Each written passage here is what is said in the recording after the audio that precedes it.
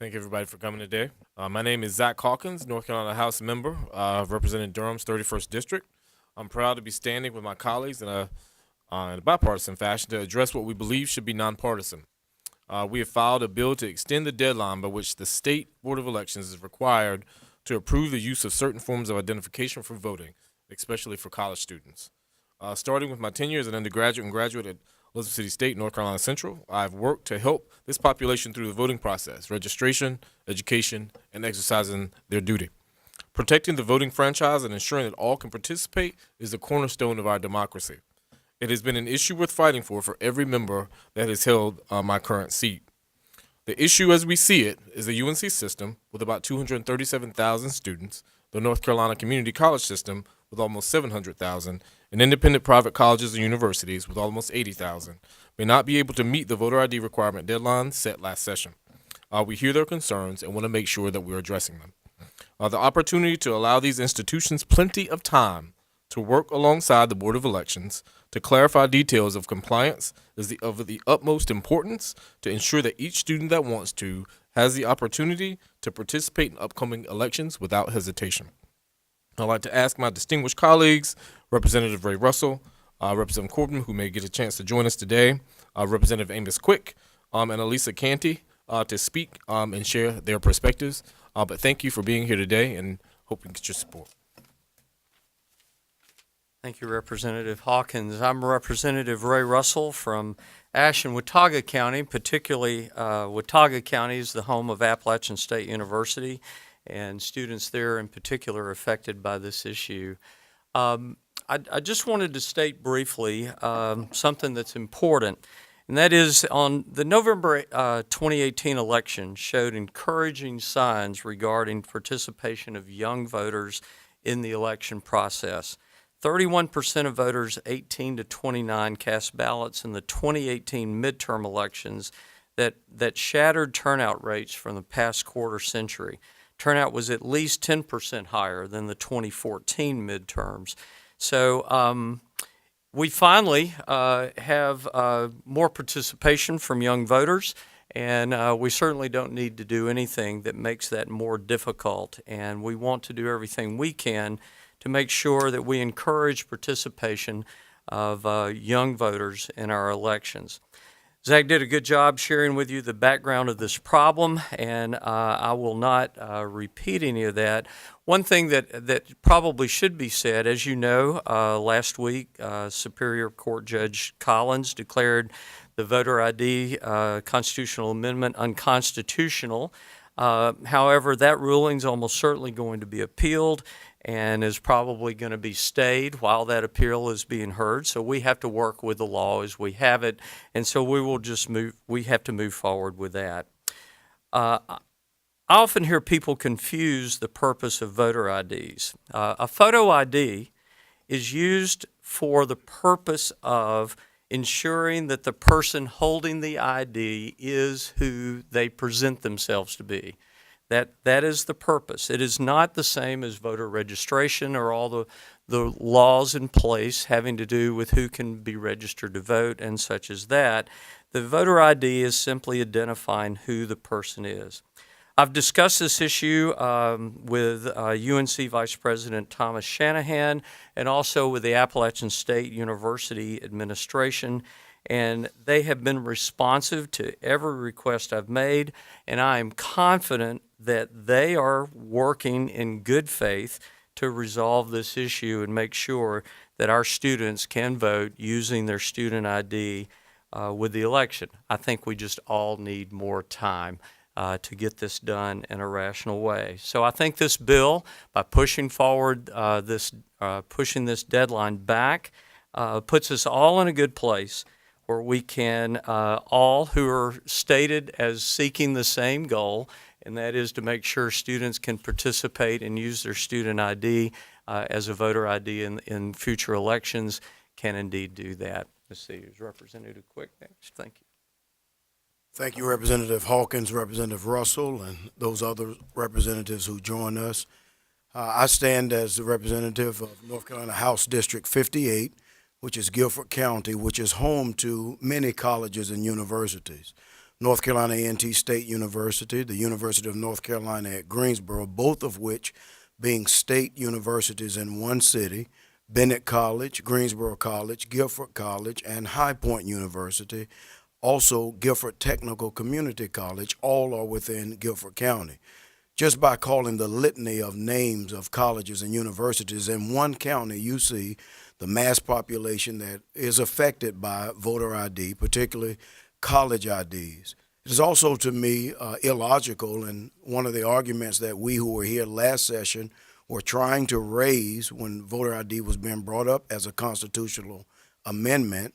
It is illogical that we use colleges and universities as polling places, and then we would ask those students who attend those colleges and universities, particularly those who live on campus, to go off campus to get an identification that would allow them to vote, even though they're going right back down to their student union where the polling place often is.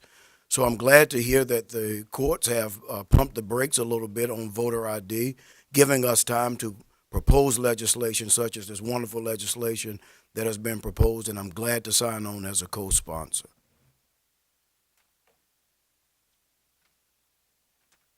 Good afternoon. My name is Elisa Canty. I am the Campus Outreach Coordinator for Common Cause North Carolina.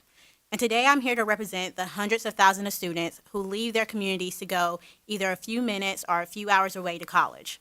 Most of these students have never voted before. They come to influence and ready to create change by registering to vote and participating in their first election. It is critical that we do not make students' first-time voting a challenge, or they will be discouraged for years to come. As young voters are becoming the largest voting bloc, a decrease in their participation can be harmful to our democracy. Today, I'm excited to stand here in support of this bipartisan bill that will help students vote around North Carolina. Thank you. We'll take any questions for anyone. We do want to mention that Representative David Lewis has signaled his support for this effort, as well as Representative Corbin, who couldn't be here today, will sign on as a sponsor. So any questions for anyone on this panel?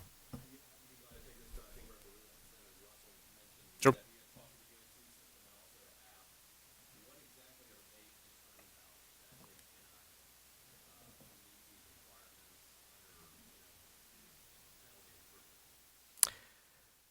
To be honest, I'm not 100% sure of that. I think really our conversations were in the vein of we just need more time to do this in a calm and rational fashion, and I'll let them speak to that question themselves.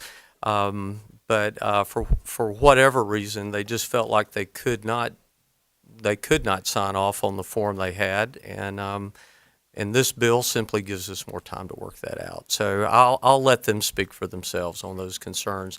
And I think I can say that the UNC system, particularly Vice President Shanahan, is representing the system on this issue. I think they're trying to take this issue so that individual institutions are that everybody's working on the same page. I think that is their goal.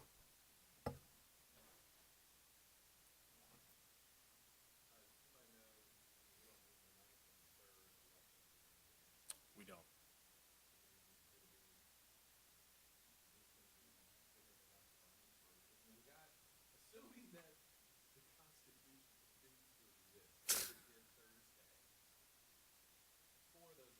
Sure. That's right. Sure. And so, yeah, and so those are some of the things that the UNC system and the Board of Elections want to work out, right? All those things. And sure, sure. But I think what they'll have a chance to do, and what they've signaled to us, because we had those conversations with them as well, is that we'll just have to adjust to those, and those are things that just happened, right? So nobody knows how to move forward in that regard. The judge's decision just happened. The decision was happening in the 9th just happened, 3rd just happened, and so we'll adjust as we need to. And we just want to make sure that they have more than enough time to figure it out and to do what's best for the students so they have the opportunity to vote. One point I can make, and Bob Phillips is here in the room and probably knows the answer to this far better than I, but I think I've heard somewhere that the voter ID law will not be, is not applied to the 3rd District election. Is that what I heard, or it? So,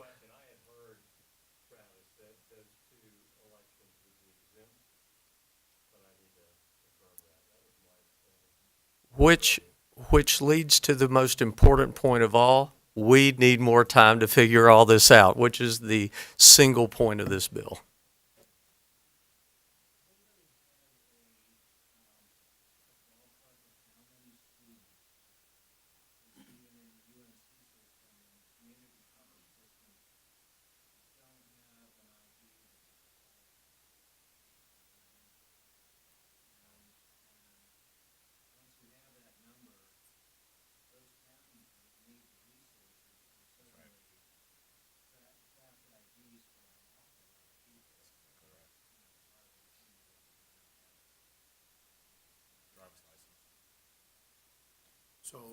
So I don't have that number, but speaking for Guilford County, as I gave the list of schools that are in Guilford County, you can see that that could be a substantial resource requirement for Guilford County.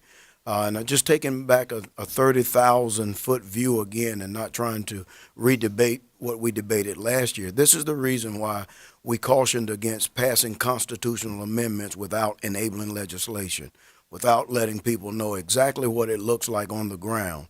The amendment says, should folks have voter ID? The voters of North Carolina said yes, but the enabling legislation and these problems that we tried to foresee as best we could, these are the reasons that we back then were arguing against this. And so I think one of the things I want to make sure of is that, to your point, and to, as you said, 230,000 feet, is 237,000 students potentially in the UNC system, 700,000 in the community college system, 80,000. So they're going to let us know what those numbers are. But as you said, it's going to be a lot, and we just need more time, right? We need more time to make sure that they can accommodate whatever the requests are, because they may have to come back to us and say that they need things. So I just want to make sure that we gave those numbers, because it does give context into how many people are impacted. And I want to reiterate that everyone that I have talked to, and that's the Appalachian State Administration, that's Vice President Shanahan, and David Lewis, and us, all really have the same goal. We want to be able to use student IDs as a voter ID. I have yet to talk to anyone in any of this that it states otherwise. So we all evidently have the same common goal, and we ought to be able to work this out. Thank you for your time. We appreciate it. Thank you for being here. That's right. Just moved the deadline. All right. Good job. Thank you. You're welcome.